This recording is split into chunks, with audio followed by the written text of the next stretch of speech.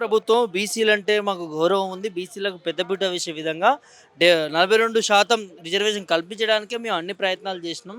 కామారెడ్డి డిక్లరేషన్‌ని అమలు చేయడానికే సర్వ విధాలుగా మేము కృషి చేసినాము. ఆర్డినెన్స్ తీసుకొచ్చినాము, కులగణన చేసినాము. ఢిల్లీకి పోయి కూడా ఒత్తిడి తీసుకొచ్చే ప్రయత్నం చేసినాము.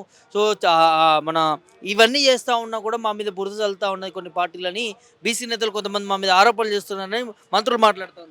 ముమ్మాటికి మంత్రులు కానీ ఇవాళ కాంగ్రెస్ పార్టీ ఆడుతున్న నాటకంలో భాగమే. నువ్వు చేయాల్సిన ప్రక్రియ 9వ షెడ్యూల్లో చేర్చినప్పుడే చట్టబద్ధత కలుగుతుంది. నువ్వు జీవోలు ఆర్డినెన్స్ల వల్ల సాధ్యం కాదని మేము చెప్తా ఉన్నాము. ఆ ప్రక్రియ తమిళనాడులో సాధ్యమైనప్పుడు తెలంగాణ రాష్ట్రంలో ఎందుకు సాధ్యం కాదు? తమిళనాడులో ఆ రాష్ట్రం సాధించుకున్నప్పుడు తెలంగాణలో ఇవాళ మన భారతదేశంలో ఉన్నాం. తమిళనాడు భారతదేశంలో ఉంది, తెలంగాణ రాష్ట్రం భారతదేశంలో ఉంది. రాజ్యాంగ సవరణ ద్వారానే వాళ్ళు సాధించుకున్నారు. మరి ఇక్కడ రాజ్యాంగ సవరణ చేయాల్సిన ప్రక్రియ మొదలు పెట్టకుండా మీరు చేసేది చిత్తశుద్ధి లేని శివపూజలాగా కనపడతా ఉన్నది. ఇది అధికారం రావడానికి మీరు ఇచ్చిన కుట్రగా కనపడతా ఉంది. మేము స్పష్టంగా చెప్తా ఉన్నాం. ఇవాళ మీరు గత పార్లమెంట్లో జరిగినప్పుడు మీ కాంగ్రెస్ పార్టీ మాట్లాడలేదు. పార్లమెంట్లో చట్టానికి సంబంధించిన ప్రశ్నలు అడగలేదు.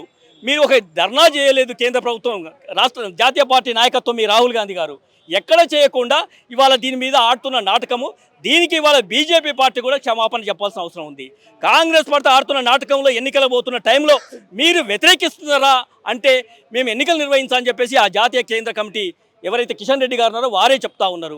అంటే కాంగ్రెస్ బీజేపీ ఇద్దరు బీసీలను అధికారంలోకి రాకుండా దూరం చేయడానికి ఆడుతున్న నాటకము, మోసం అనేది బీసీ సమాజం గమనించింది. కాబట్టే తక్షణం ఈ ఎన్నికలు వాయిదా ఇవ్వాలి. రేపు పార్లమెంట్లో చట్టం చేసిన తర్వాతనే ఎన్నికలు జరపాలని మేము డిమాండ్ చేస్తూ ఉన్నాం.